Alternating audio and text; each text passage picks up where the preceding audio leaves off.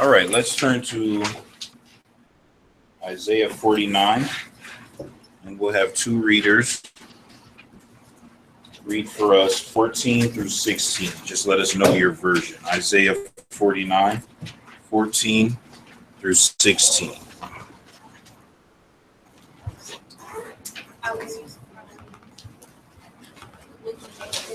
All right.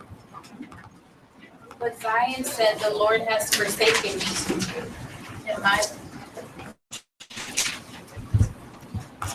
But Zion said, the Lord has forsaken me, and my life be. Can a woman forget her nursing child and not have compassion on the son of her womb? Surely they may forget, yet I will not forget.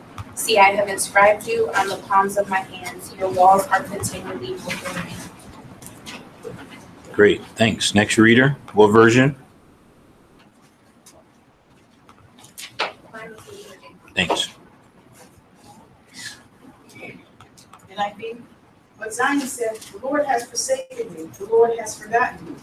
Can a mother forget the baby at her breast and have no compassion on the child she has born? Though she may forget, I will not forget you. See, I have engraved you on the palms of my hands. Your walls are ever before me. All right, great.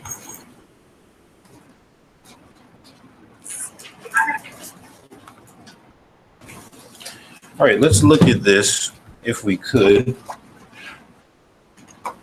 in detail. Before we get into these questions, just if someone can summarize, you don't have to be a Bible scholar, meaning you don't have to know the full backdrop of what's happening in this Isaiah 49 to really summarize. But can somebody summarize to us what is happening? How many people are speaking here? Because it sounds like verse 14 is someone or a group of people, and then 15 through 16 is someone else. So I guess we should start there. Who's speaking in 14 and who's speaking in 15 through 16?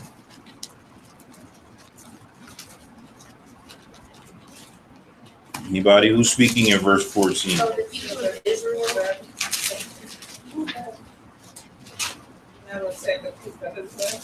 Okay, yep, because it says what? Starts with a Z. What does that mean? That's a funny name.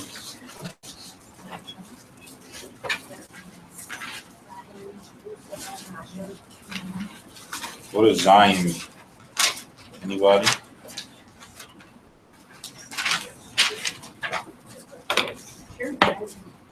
What was it? It's on the hills. They speak of Jerusalem, right? Okay. A place of reverence. Oh, okay. Mine.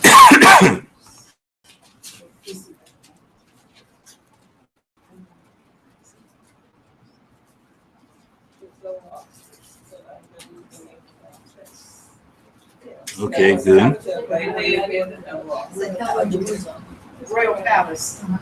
Okay, yep. Let me read this to you. The word Zion occurs over 150 times in the Bible. It essentially means fortification and has the idea of being raised up as a monument.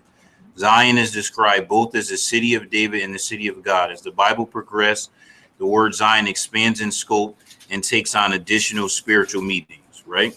So we know that, and then also we know Mount Zion. If we look at Hebrews 12, we have not come to Mount Sinai, says the apostle, but to Mount Zion in the city of the living God, the heavenly Jerusalem, Hebrews 12:22.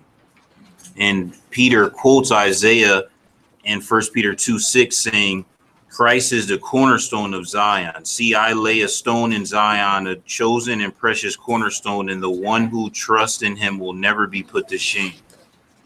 So this word here in verse 14 is used personification. So they're using it to describe people, right? A city, personifying a city to describe people. So they're speaking in the first verse that we're looking at, 14. So they say what? Summarize verse 14. or the Lord has forgotten them, forsaken them. Okay. Anyone from, you may or may not know, it's okay if we don't, just as backdrop, who knows the book of Isaiah, why would they say that in verse 14?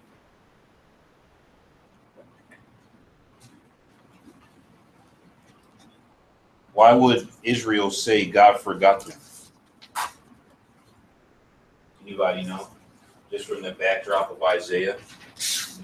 When Isaiah as a prophet writing, are the children of Israel in good standings with God or not good standings in his time frame?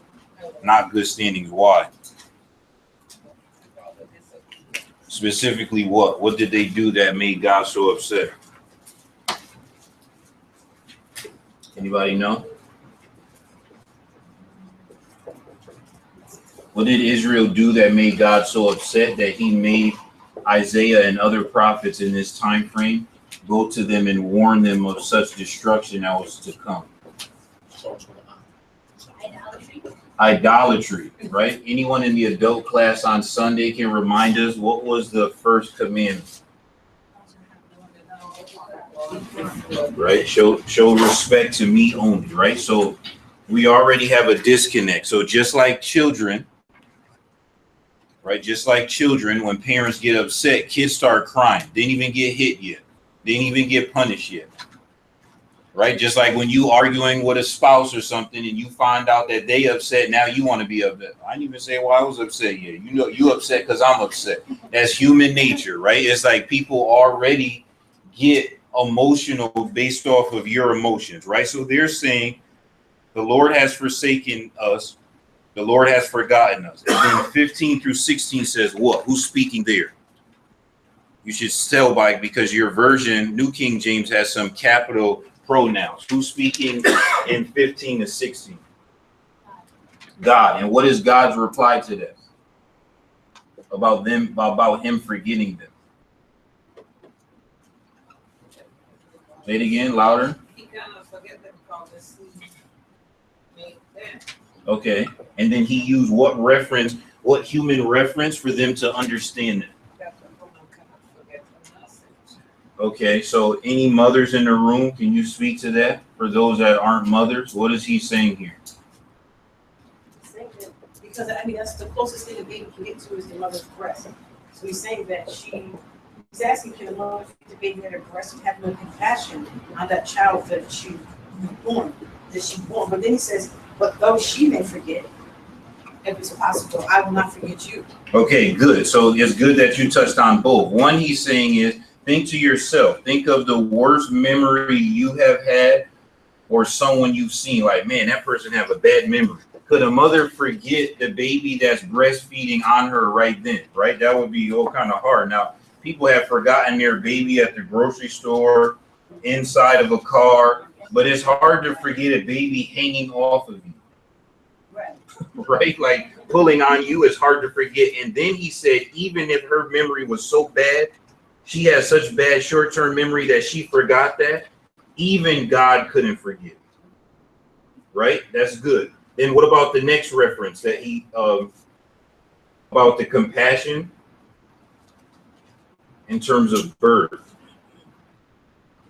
Right? What's the connection there? Not only just breastfeeding, but he also mentions it in terms of birth. She brought them out of the phone. Okay, so for the women in the room, explain who are mothers, explain to us who aren't mothers, the connection of 9 months of life inside of you. Explain that to us. People explain that enough. What does that mean? We never were pregnant. There's women in the room that have never been pregnant. So explain to us what this connection is of having life develop inside of you and then giving birth to it. What is that? Well, there's never going to be another person that's going to be closer to you than that one. I mean, whether when they grow up, maybe some cases, of course, straight away. But my point is that physical contact, they grow inside your body for 9 months.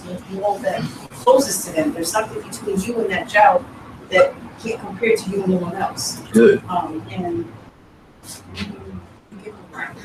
say it again. Right, life. You give them life. Okay.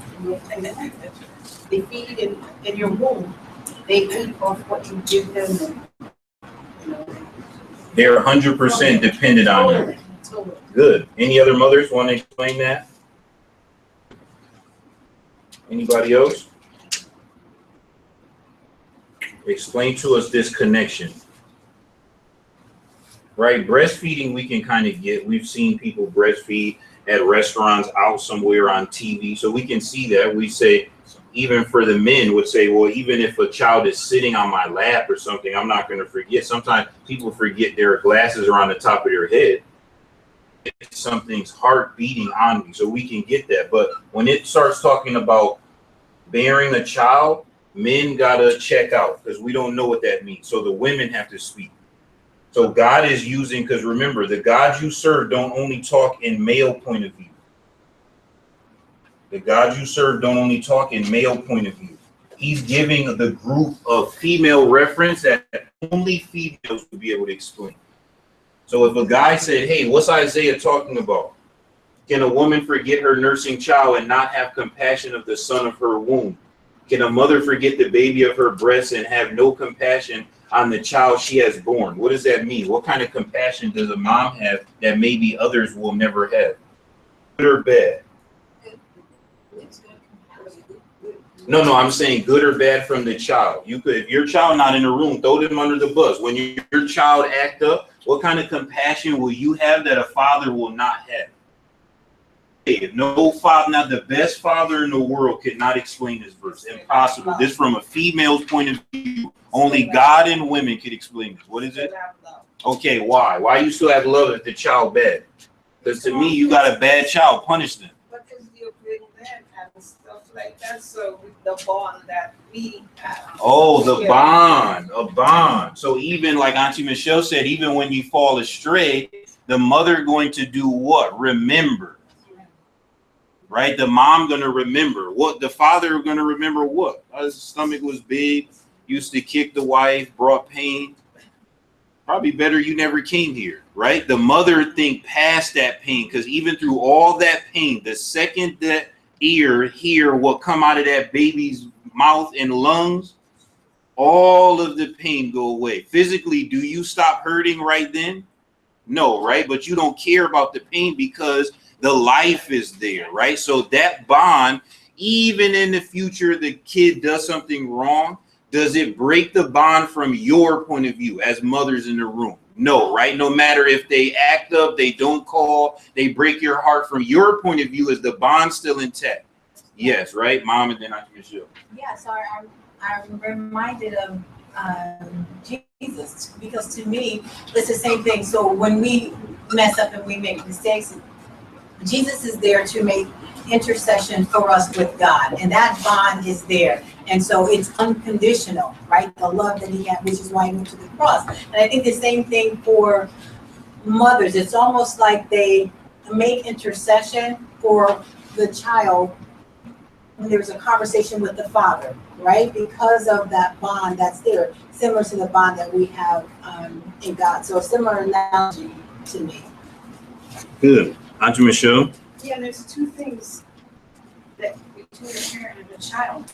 No one else in the world could make you as proud as your child, and by the same token, no one else can break your heart as much as your child either. So there's that two conflicting sources, because you have that bond that you don't have with anyone else. Whether it's a sibling, a spouse, nobody else but you and that child. So when they do something that really makes you're happy, and but no one else can quite touch your heart. The same way, because it came forth from you, right? Think of the Bible when it says that Mary did what with all these things?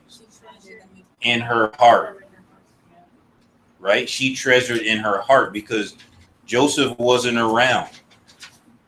Joseph wasn't around when it was time for the brass tacks, right? When it came down to it, it was a woman and the angel speaking, right? And she had to digest that. Now the angel had to go to Joseph and say, hey, don't leave her.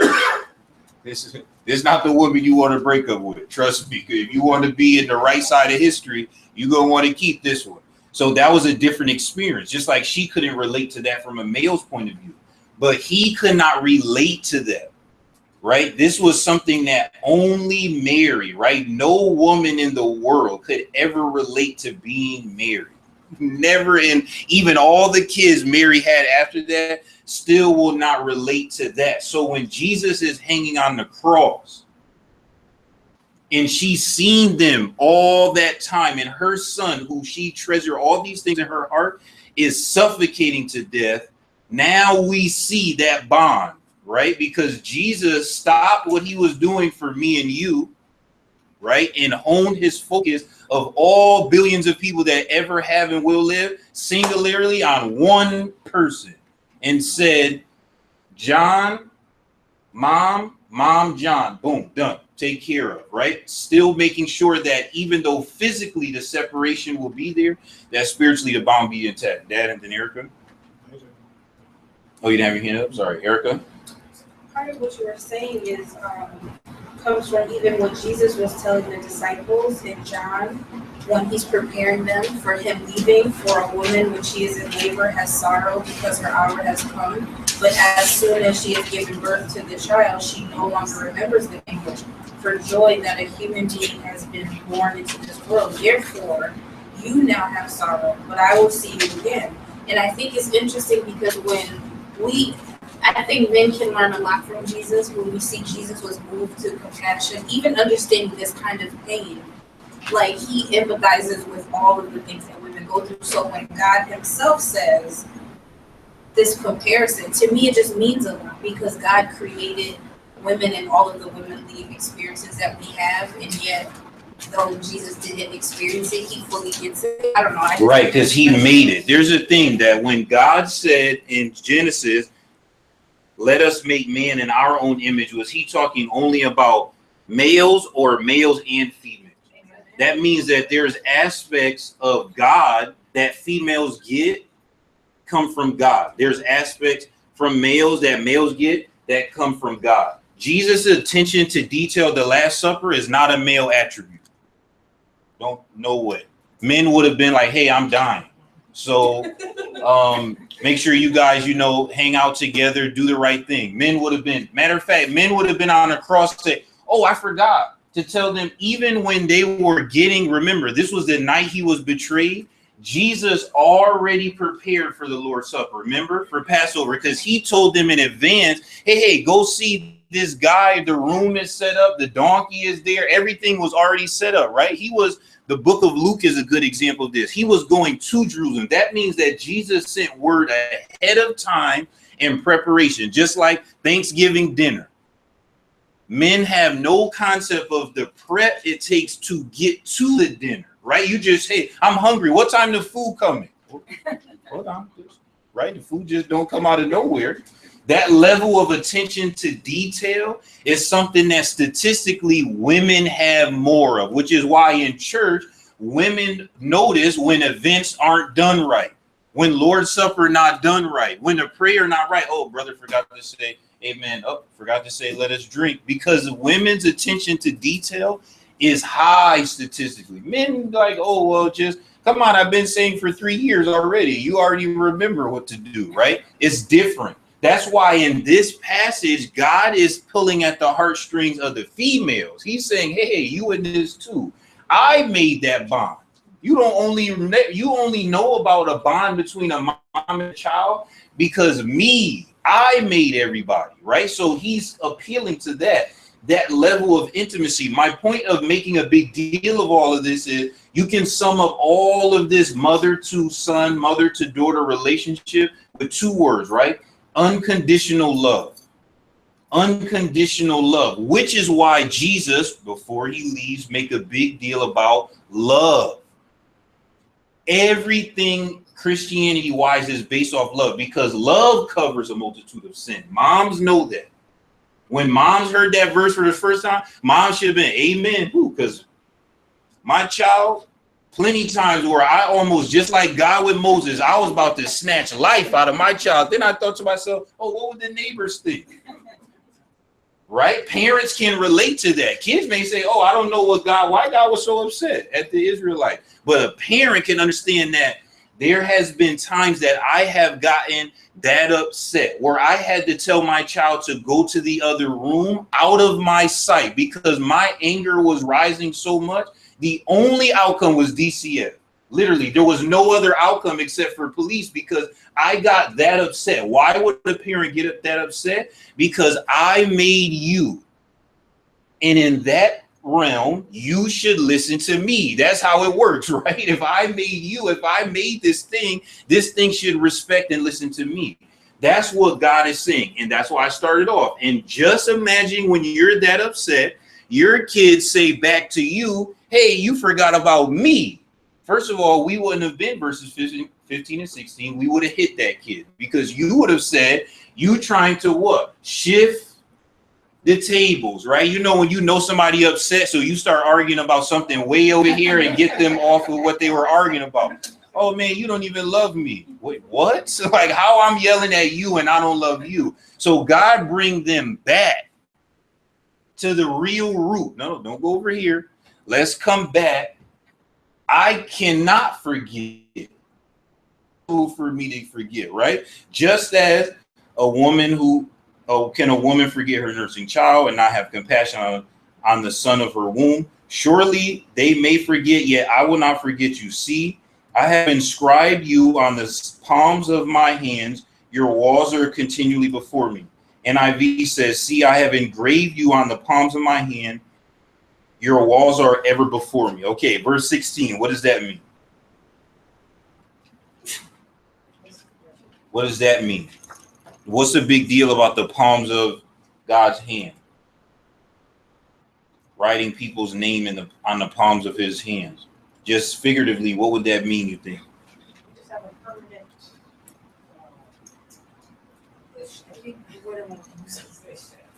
Say it again. a permanent Position. Okay. Fixture. Good. Okay. And even the imagery of engraving, that means it becomes a part of you. So it's almost like a fingerprint. Like our fingerprints are in some ways engraved in our hands. So it's like he cannot segment them from him. And personalized, right? If you have a ring or a watch, it's nice, but the engraving means this was for me, right? Like, because you can't resell it or anything, right? Because it's engraved. So that's good. It's like a tattoo. Right? Yeah, it's like a tattoo coming up underneath layers of skin, dropping that ink in there, and now it's there, right? That engraving is big, and it's not engraved somewhere where God can leave it. It's a part of him, he's saying, right? It's literally on my hand, right? So that's the concept there, and your walls are ever before me. So you are always in my visible presence, right? So with all that being said, as a backdrop, what are some Bible verses to remind us that God is keeping a tally on unrighteousness, right? Because there's two sides of it. What are some verses that we can write down to remind us that God is keeping a tally of unrighteousness first? Psalm 9, 16 and 17. And what does that say? The Lord is known by the judgment they keep execute them. The wicked is snared in the work of his own hand. Okay, good. I can't pronounce that. Wicked shall be turned into hell, and all the nations that fall. Okay. Good. Anybody else? Psalms 37. And verse 7 says, rest in the Lord and wait patiently for him. Do not fret because of him who prospers in his way, because of the man who brings wicked schemes to pass. Cease from anger and forsake wrath. Do not fret. Good. Anybody else?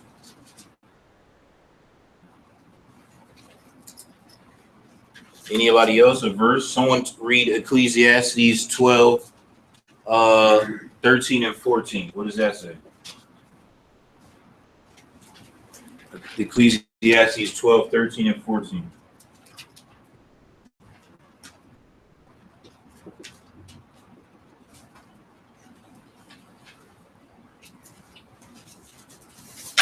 Ecclesiastes 12, 13 and 14. Now all has been heard. Here is the conclusion of the matter. Fear God and keep his commandments, for this is the duty of all mankind.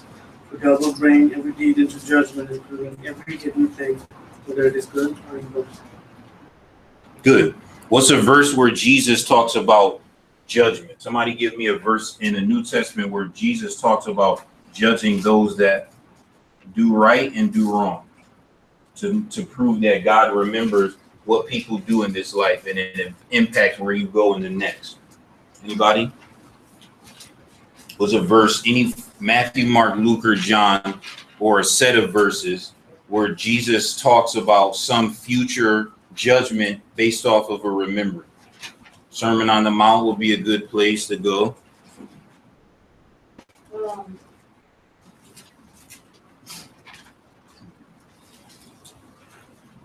Matthew 12:36. Okay, what does that say? But I tell you that men will have to give account on the day of judgment for every careless word they have spoken. Good. Anybody else? Any other verses? Jesus speaking about judgment. Sheep and the goat is one, wherever that is.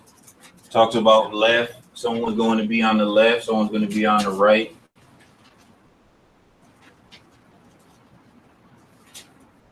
He talks about people saying, didn't we prophesy in your name and all that? That's a good one. Where are those verses? Where's the verses where it talks about visiting sick, jail? Is it? Is that Matthew 25:35? I was hungry, and you gave me food. I was thirsty, and you gave me drink. That one? Yep. I was a stranger, and you took me in. I was naked, and you clothed me. I was sick, and you visited me, and I was in prison, and you came to see me. Then the righteous will say to him, Lord, when did we see you hungry and feed you, or thirsty and give you drink? When did we see you a stranger and take you in, or naked and clothe you? When did we see you sick or in prison and come to you? And the king will answer and say to them, surely I say to you, as much as you did this to the least of them, rather you did it to me. Good, thanks. Oh, sorry. Keep going. Then he will also say to those on the left hand, depart from me, you cursed, into the everlasting fire prepared for the devil and his angels. Good, thanks. Anybody else? Jesus verse. What about the verse where Jesus starts talking about, wow, in the future, you shouldn't have kids. You should run to the top of the house because bad things coming. What about that? What verse is that? Anybody remember that?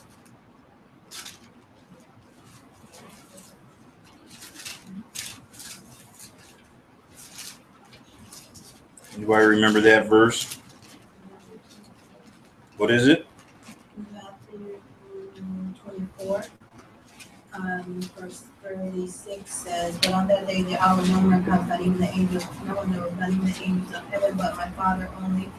But in the days of Noah, so also come with his Son of Man. Whereas in the days before the, let me get off further. Wait. Yeah, let me get off further. And did they not know until the flood came and took them all away? So also will be the coming of the Son of Man. Then two men who will be in the field, one will be taken and the other one will be left. Two women will be grinding at the mill, one will be taken and the other left. Watch therefore, for you do not know the hour of the Lord is coming. But know this, that if Moses had known the hour that he would come, he would have watched and not allowed his house to be broken into. Therefore, you will also be ready, for the Son of Man is coming at an hour you do not expect. Good. Somebody read Luke 21, 20 through 28. Luke 21, 20 through 28. What does that say?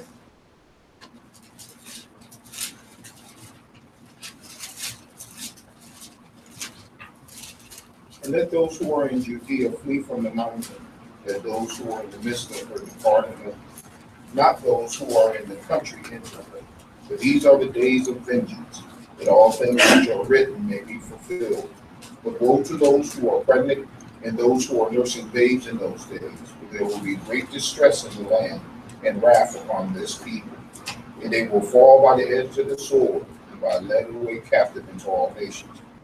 And Jerusalem will be trampled by Gentiles until the times of the Gentiles are fulfilled. And there will be signs in the sun and the moon and the stars and on earth, distress of nations with perplexity, the sea and the waves roaring. Going then from fear and expectation of those things which are coming on the earth, for the powers of the heavens will be shaken. And they will see the Son of Man coming in a cloud with power and great glory. Now, until these things begin to happen, look up and lift up your heads, because your redemption draws near. Okay, good. All right, before we go to question 2, any more verses anybody have for remembering unrighteousness, keeping a tally? What about, let's end with Revelation. Doesn't he talk about judging based off some books? Yes. Where is that at? He talks about a whole category of people.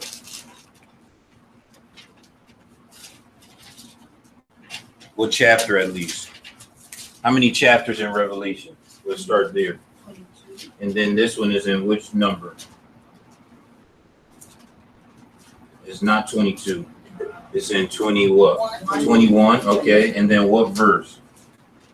What verse does he list talking about judging the people who won't make it in? Well, 27 or. Yeah, we can mention that. This one comes before that. Somewhere between 1 and 8.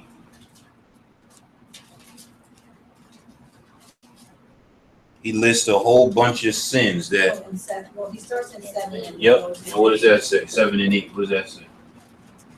He who overcomes shall inherit all things, and I will be his God, and he shall be my son. But the cowardly, unbelieving, abominable, murderers, sexually immoral, sorcerers, idolaters, and all liars shall have their part in the lake which burns with fire and brimstone, which is the second death. Okay, so here's the thing about Christianity that I don't think we like to think about with people who are struggling spiritually or fall away. The reward is for those that, what does it say, verse 7? Those who endure, those who overcome, right? Life hard for everybody. So just because life hard for you and you succumb to the hardness of life, you don't get a reward for that. That's called a pity party, right? Just because you grew up in a bad neighborhood, a lot of kids grow up in bad neighborhoods, right? You don't get something just for being poor, right? That's prosperity preaching. Oh, you were poor all your life. Oh, God gonna give you a mansion on the hilltop. You might be poor in this life, go to hell in the next life. That's just how life works, right? Nobody guarantee you gonna have something in this life or the next. That's the first thing. Those people that translate from this life to the next and get success are those that endured and overcame the struggles in this life. That's the problem, the disconnect between people who come regularly and don't. We all was tired Sunday, not just you. No, you tired me too. We all tired tonight, not just you. All our backs hurt, all our knee hurt, all of us have headaches. Don't we all have them same problem? We all got bills. Who don't have bills except for babies? Oh, I couldn't put no money in the plate because I had rent. We all got rent or mortgage. These are things that sound good in your head, but when you verbalize them, other people are going to raise their hand and say, I got that problem too. God's point is, I'm looking for those that see and experience problems, but overcome, right? Sin hard for everybody. God looking for those that can overcome. Now, we have loved ones that believe the same thing, say the same amen, sing the same songs, but they don't overcome the sin in their life. That's the truth, right? There's things you know that you could have been doing that you stopped doing, and it took a lot of work to stop, right? God have a reward for you. And there's others that don't try.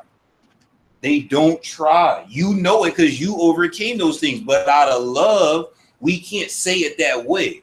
But for those of us who, you talk to somebody who used to be an addict, he or she can see in another person, they're not trying. How you know? Because I was an addict. So I know the level of effort it will take to overcome that addiction. And what they're doing is playing around. They're not really serious about overcoming. So when we look at this, right, the tally, everyone do unrighteousness, right? So we recognize that.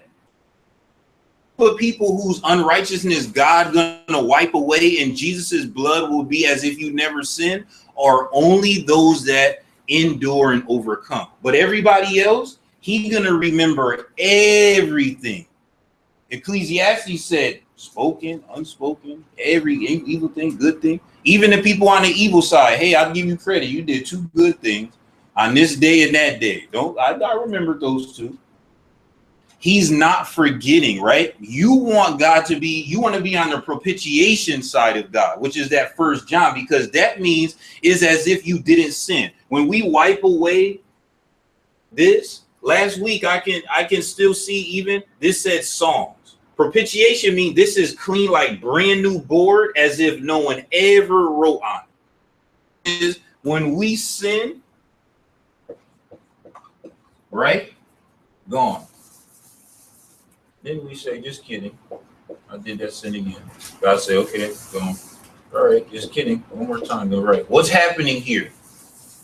Compare this space to this. What's happening after a while? Oh, it's getting dirty. It's getting dirty. See, this is what we don't like to say among us. It's getting dirty. This is why God's saying, no, you think I'm playing. You think there is no distinction between this and this, right? Oh, you say, no, I'm doing the best I can. Still doing the best I can. This is the best I can do. The best I can do, right? God say, oh, you this funny. This is best. This is my best. What you mean? Keep doing the best I can do, right? The Bible says that in the New Testament, it's as if you crucified Jesus all over again. It's as if you say, hey, Jesus, you busy? Can you come back down here and get back on the cross? Because I still got some foolishness I want to do. That is the level of disrespect on that. So God is saying, you think I'm going to forget? Look, even I can still see it says songs, and it's way dirtier, way dirtier. So you feel I'm the same as this part of the board. Nope. Because I see the difference, but I let that coexist until that time. So what are some Bible verses to remind us that when we are misused and mistreated, God is going to take care of the wrong? So think of the flip side, right? So we made a big deal about this group that's in Revelations. Those that overcome, we feel, we don't like to say all the time, but if we're honest, we feel, hey, God, no fair, because I'm barely making ends meet. But it's people I know for a fact, lying, cheating, stealing, having a good time. They going on trips. They posting pictures. They get in cars. They get in houses. They living the life. People make fun of me for going to church, make fun of me for being a holy person. Teens experience this at school. Now they don't want to hang out with me because they think I go to church. People may not want to date me because I'm a Christian. Hey, no fair. What are some verses where God let you know, older New Testament, that he sees that and he has some vengeance coming for those that are against those he loves? So what are some verses? Revelation 22:11. Okay, what does that say? To he that is unjust, let him be unjust still. He which is filthy, let him be filthy still. He that is righteous, let him be righteous still. And he that is holy, let him be holy still. And that was what? Revelation 22:11. 22. Good. God sees all groups. All groups. Good. What are some more? What are some more? Where does it talk about vengeance is mine, says the Lord? More than one place it says that. Where's that at?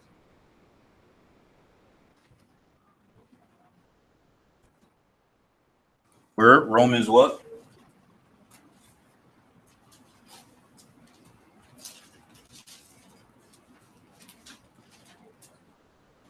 These are verses you should like these. These are verses where you're gonna get your vengeance. What is it? Romans 12. Romans 12. It starts at verse 17. But Yeah, go ahead. repay no one evil for evil. Have regard for good things in the sight of all men. If it is possible, as much as depends on you, live peaceably with all men. Beloved, do not avenge yourselves, but rather give place to wrath, for it is written, vengeance is mine, I will repay, says the Lord. And then 20. Therefore, if your enemy is hungry, feed him. If he is thirsty, give him a drink. For in doing so, you will heap coals of fire on his head. You should like that verse, right? Don't misuse it, but you should like that verse. When people mean to you, be nice to them back. Right? People mean to you, people cuss you out, tell them you love them. Because the Bible says that God sees that. God sees that, right? It's not like we're going to get to judgment day and say, hey, God, look, I got to remind you of some things. this day, this person. God said, nope, I already seen that. I have something coming for those people. So you still be like my son, because I have something waiting, something in store. Ooh, a present. Something nice for them. They're going to love this present. I have something coming for them. So that's a good one. Okay, what other verses? We got Revelations, we got Romans. What are some other verses to remind us that God sees the wrong people do to him? Where's the verse where Jesus says something about whoever is mistreated for his name's sake? Where's that verse at? Jesus says something about whoever is mistreated for his name's sake, he sees that. And they'll be blessed. Matthew 5, that he's talking with the attitude. Matthew 5, verse 10. 5 and 10 says, blessed are those who are persecuted because of righteousness, theirs is the kingdom of heaven. That was 5:10. Yeah. So blessed are those who are persecuted, just period. Because of righteousness. Oh, not because your pants too tight. Oh God, I need to get to heaven because people at school make fun of me because my pants too tight. I mean, I feel that's not a nice thing, but we talking about those being persecuted for righteousness, right? Stay in Matthew. It's in 10. What verse is it in 10? That's another almost identical to the same concept of what we just read in Matthew 5. Matthew 10, what? 10 what?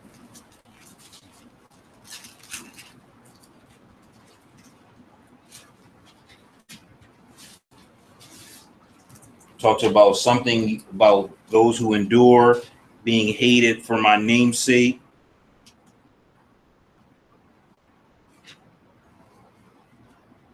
Right? Because Jesus is telling the 12, he's sending them off away from him. And he said, when you get here, don't worry if you get hated on for my name's sake. And he warns them, people are going to persecute you and all these things. 32 he says, whoever acknowledges me from men, acknowledge me from afar from heaven. Yep, and read 33. And 33, but whoever disowns me before men, I will disown him before my Father in heaven. Good. Okay, that's a good one. Someone read verse 22. And you shall be hid before men from all men's sake, but he that endureth to the end. Oh, back to the same terminology, enduring, overcoming, right? To the win, to the end, right? If you watch 3/4 of a movie and you left, right? Some movies change. You watch some sports 3/4 through and fall asleep. You wake up, other team won. You be like, what happened, right? You got to stay to the end, right? Not just the beginning. You got to stay to the end, which is when people work the whole day. Remember that guy gave them their money. People work just the end of the day. Hey, gave the same day's wage, right? Looking for how you end, not how you start. Okay, good. All right, any other verse before we move on from that? All right, now let's look at 3, because we have the 2 categories, right? You have the good things and the bad things. God remembers and sees all. Somebody read for us Matthew 13:24-30, because this was mentioned in the sermon. Matthew 13:24-30. Another parable he put forth to them, saying, Kingdom of heaven is like a man who sowed good seed in his field. But while men slept, his enemies came and sowed tares among the wheat and went his way. But when the grain had sprouted and produced a crop, then the tares also appeared. So the servants of the owner came and said to him, Sir, do you not sow good seed in your field? How then does it have tares? And he said to them, An enemy has done this. The servant said to him, Do you want us then to go and gather them up? And he said, No. At least while you gather up the tares, you also uproot the wheat with them. Let both grow into the harvest at the time of harvest. And I will say to the reapers, First gather together the tares and bind them into the bundles and burn them, but gather the wheat into my barn. And someone read for us verses 36-43. Then Jesus sent the multitude away and went into the house, and his disciples came to him, saying, Explain to us the parable of the tares of the field. He answered and said to them, He who sows the good seed is the Son of Man. The field is the world, and the good seeds are the sons of the kingdom. But the tares are the sons of the wicked one. The enemy who sowed them is the devil. The harvest is the end of the age, and the reapers are the angels. Therefore, as the tares are gathered and burned in the fire, so it will be at the end of this age. The Son of Man will send out his angels, and they will gather out of his kingdom all things that offend and those who practice lawlessness, and will cast them into the furnace of fire. There will be wailing and gnashing of teeth. Then the righteous shall shine before our Father. He who has an ear, let him hear. All right, thanks. The sower is who? Verse 37. Who's the sower? Who the good seed? Or sorry, I missed one. The field is what? The field is the world, right? Who's the good seeds?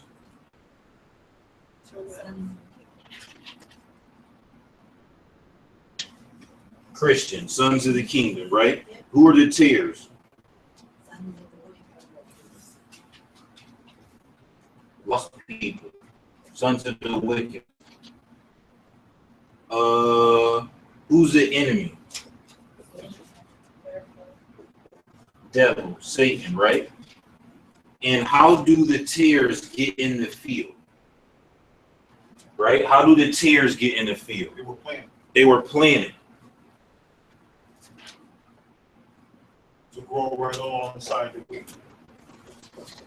So the tares were planted accidentally or on purpose? The seed, the good seed was planted accidentally or on purpose?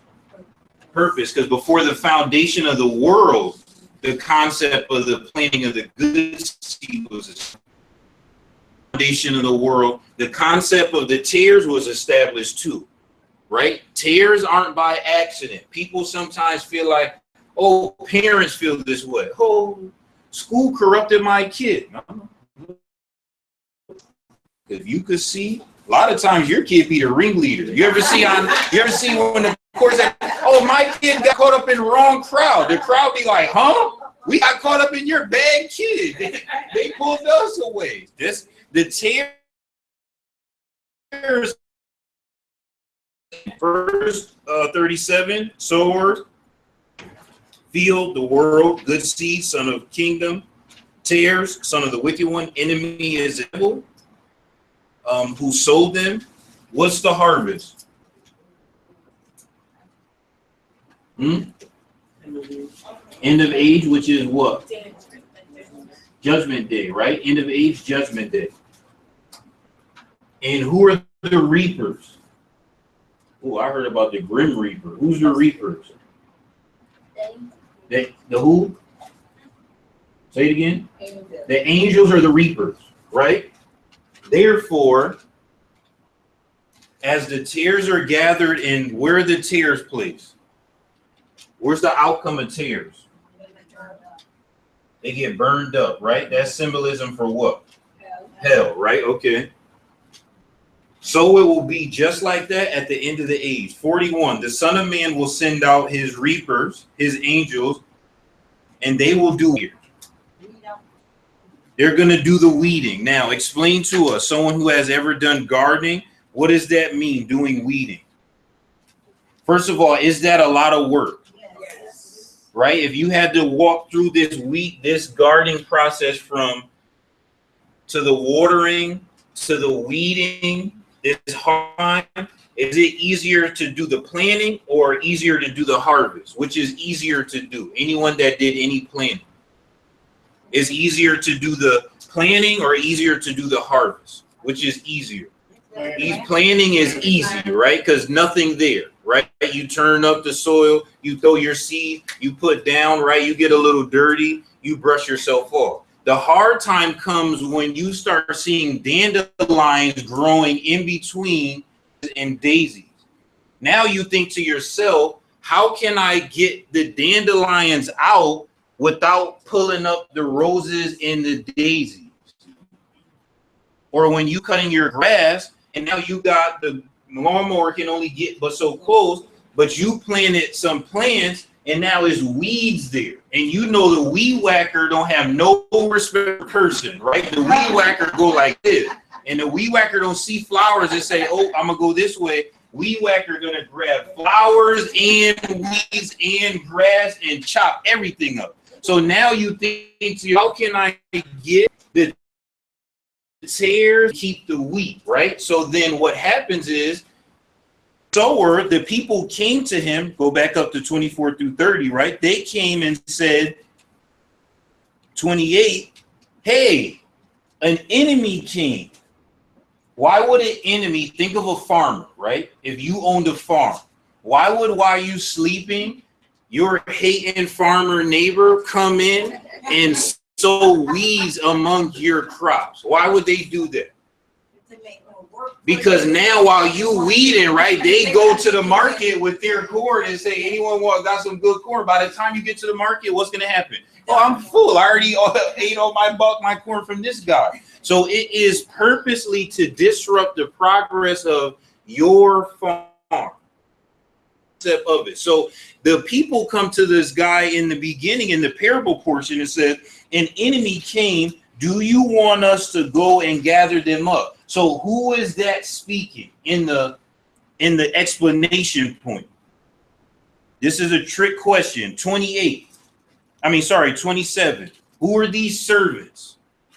Not us. Who are the servants in verse 27 in a spiritual sense that come to God and say, hey, it is tears in that church. Where? Look, you want us to go get them? The angels. The angels. When the Bible starts talking about guardian angels, hey, you want us to go get those people? Where? What people? Those people sitting in that church. They're tears. God said, where? Look, that row right there, row 2, seat B is a tear. How you know it's a tear? I spot tears. That's my job. I'm out here looking for tears. I know you busy. It's 7 billion people here. But that church got a tear. Do you want me to go into that church and grab that tear out? Right? Isn't that what they're asking? God say what? What's God's response based on the master's response in 29? No, why? Why not no? 29, why not no? Why does God say to the angels, nope, don't get the tear? Because when you go snatch that tear from row 2B, 2A and C gonna be like, oh my goodness, I was at church and all of a sudden been snatched up Brother Stanley. Now we scared too. You might impact the other wheat around the tear. So instead, what does the owner say to the servants? Instead, what?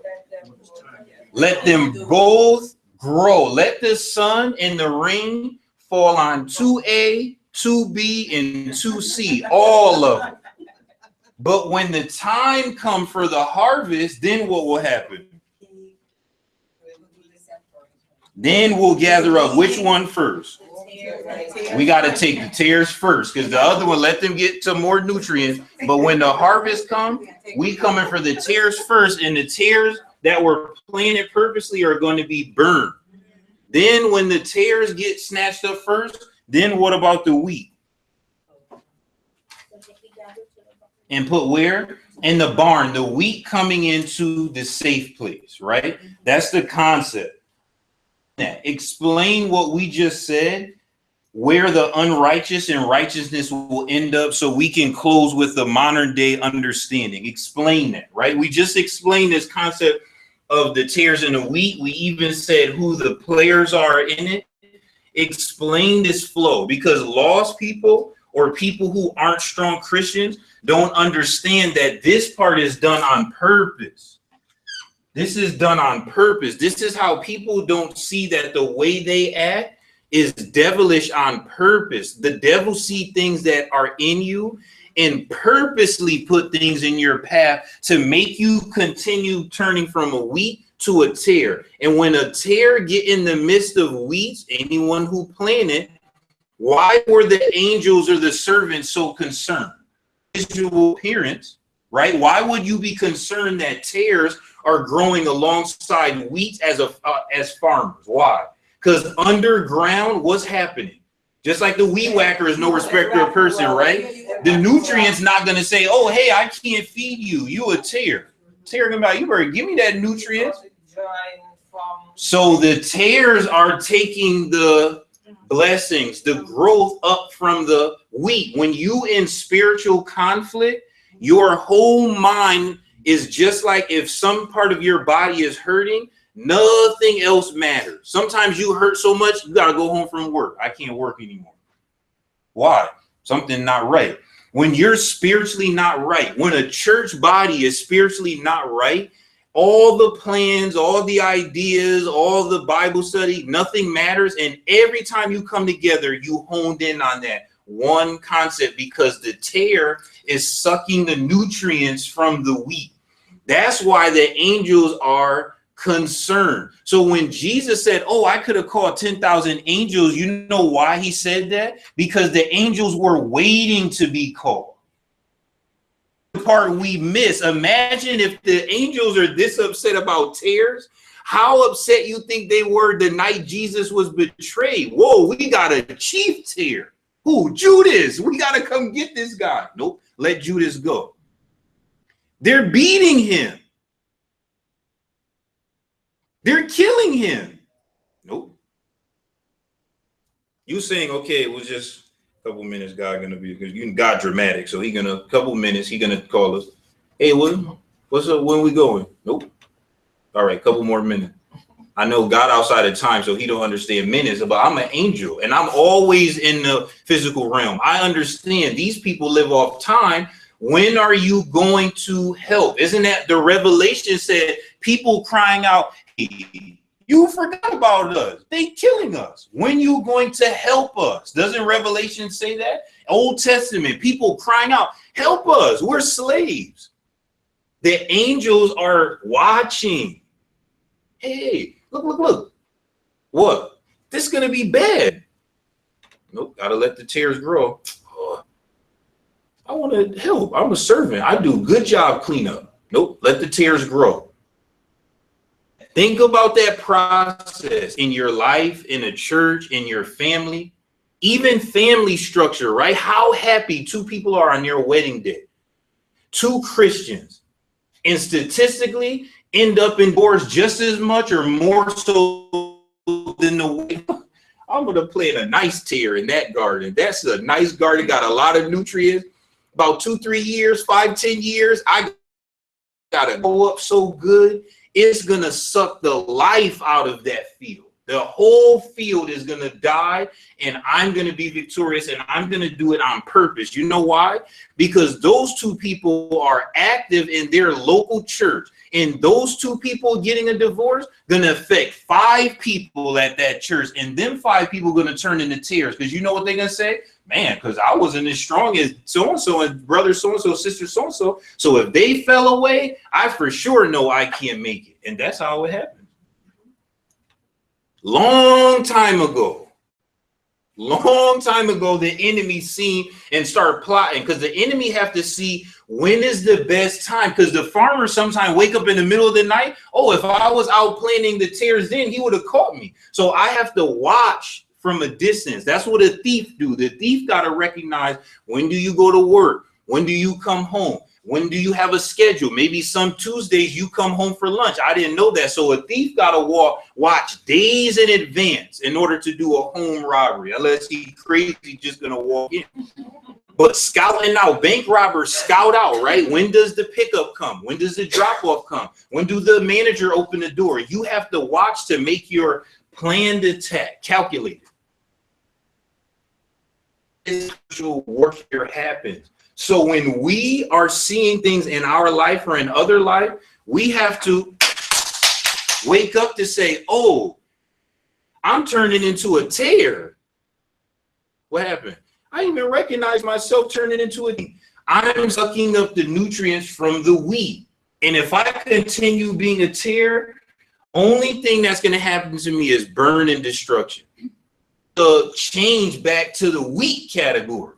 That's the concept. But this is calculated, very, very calculated. Satan don't have to get into 50 people. He have to get into one person. One person. It's too much work trying to get into all 50 of y'all. Just one person. One person will ruin 50 people.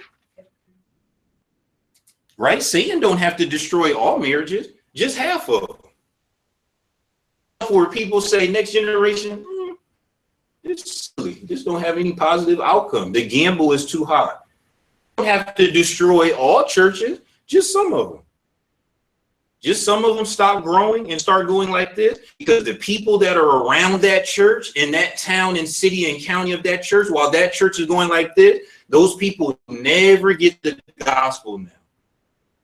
Stop doing gospel meetings, Bibles, VBS, picnics, door knocking. Satan is like, great, more and more tears, because those people live in darkness and the light getting dimmer and dimmer and dimmer, right? Attendance dropping, people start complaining, why we got to do this thing dimmer and dimmer. Hey, let's not do this event, let dimmer and dimmer. Hey, complaining about this. I hate when sister so-and-so make these beans or this potato. Dinner and dimmer and dimmer. Satan, like, yes, look, the tear is growing. And the angels are being upset at that.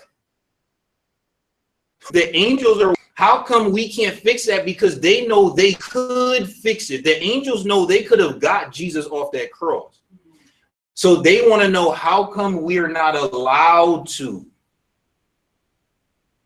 Allow us, right? Sometimes God allowed the angels to translate from the spiritual realm to the physical, because Hebrews says sometimes you didn't even know you entertained the angel. That means the angel became physically, but sometimes God don't allow it. That's the part that the angels, that's their realm. They don't understand that. They have their own concept of listening and obedience to God. On our side, we have to understand that that battle between the angels and the devil by second, and it's calculated in land. There are some things that you are sinfully doing in 2016 that the devil has planted into you in 1996. 1996, you've seen something.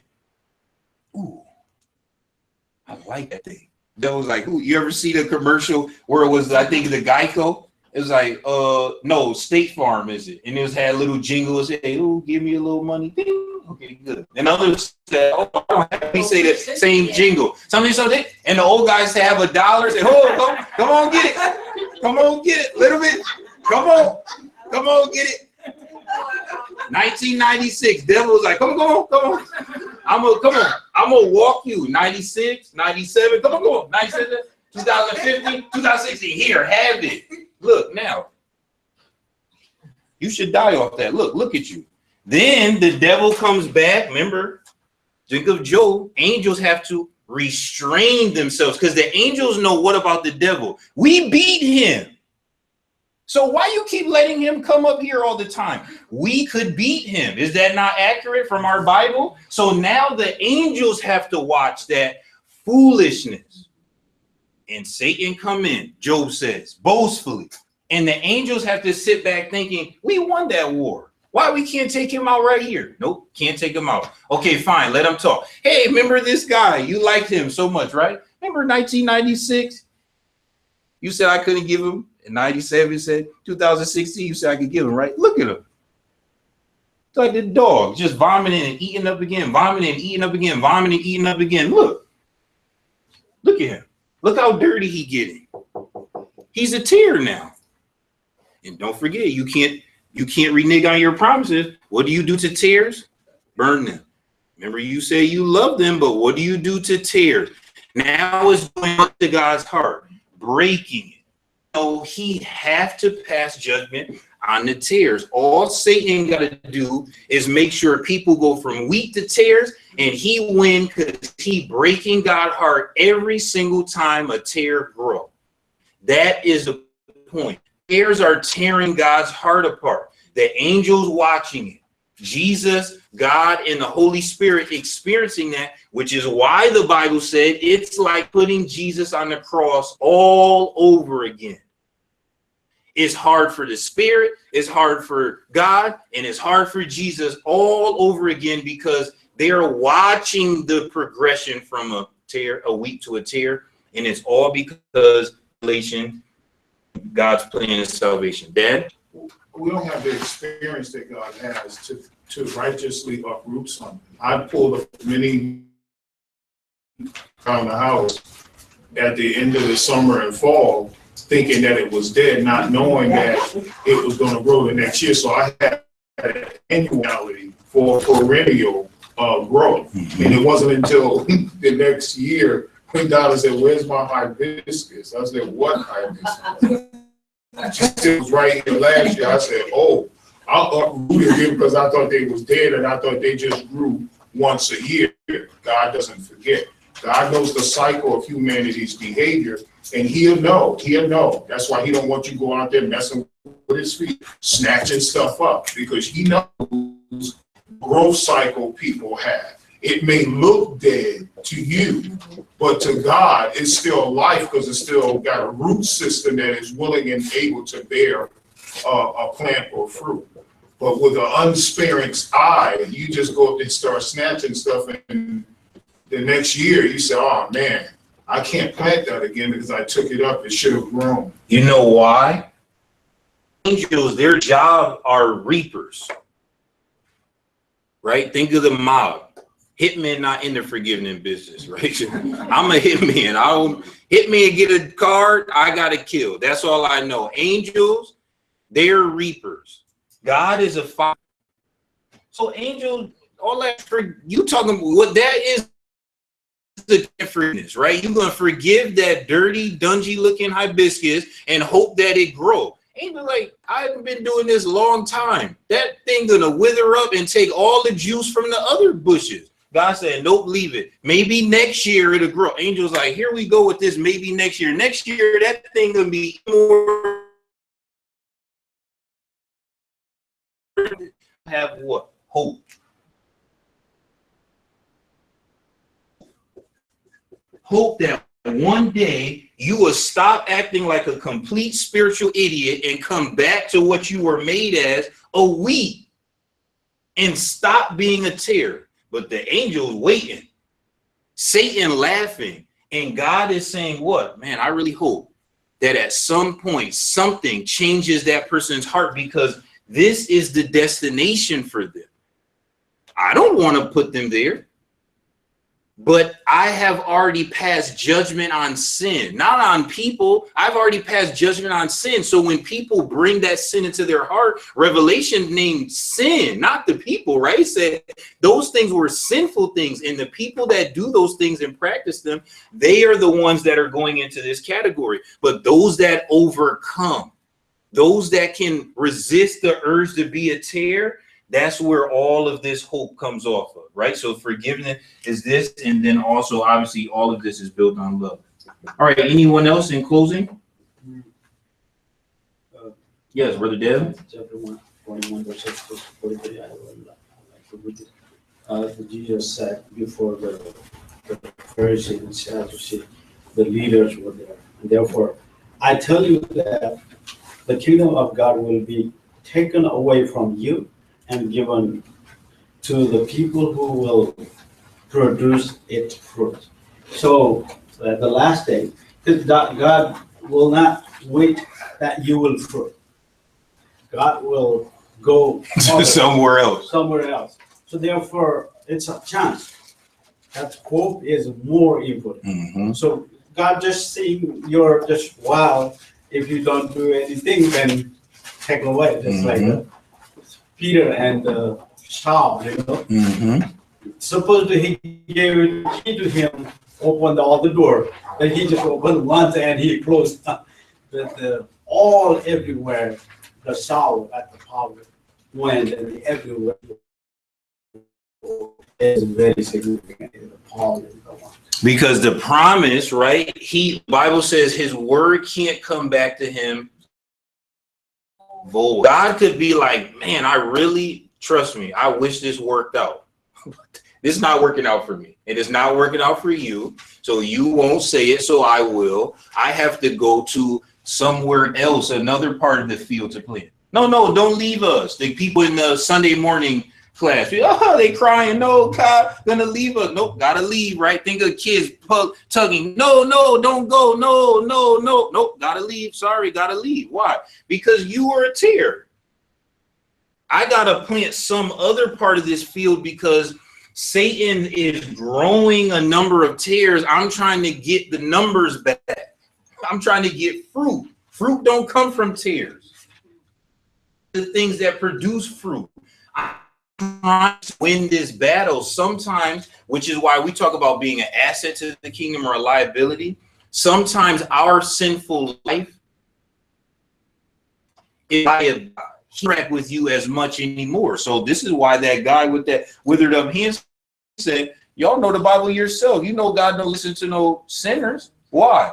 Because there's too many people who are saints praying. I don't got no time to take my attention off of saints to be listening to sinners unless I hear a faint voice talking about what must I do to be saved. Now, okay, I heard that. But these sinners asking for this thing, God like rain fall on the just and unjust, sun on the just and unjust, right? I don't got no time to be answering prayers of tears asking for this. Ooh, can I have this? Ooh.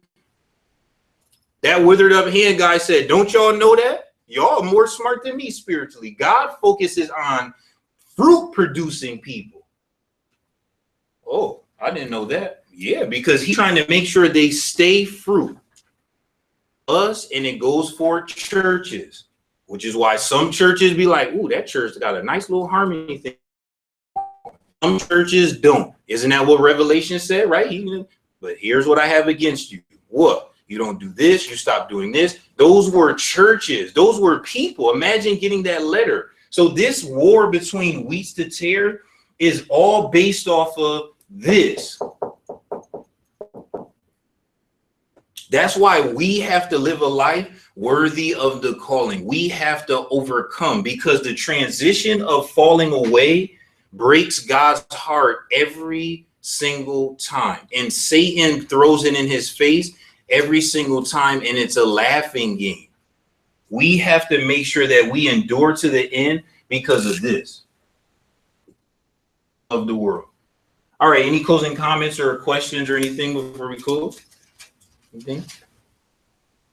I just think that you have to be strong weak in order to not let the tear affect you. And, as Christians, we have to be able to know what role was that again, because I want to make sure I don't sit in that tear seat, second row. 2B. 2B. Okay, so wherever that chair is, I don't want to be there. But so when you think about as Christians have to be knowing that there will be tears among us, we have to be strong, strong weak, so that we don't get consumed and swallowed up. Because just like a plant, when you have tears in a plant, some of those plants around the tear, some of them will get eaten up alive. So you have to be able to recognize that, staying in God's word, understanding and knowing and keeping your eye out for the enemy. And I think sometimes we forget and we let our guard down, and that's when we're vulnerable. Mm-hmm.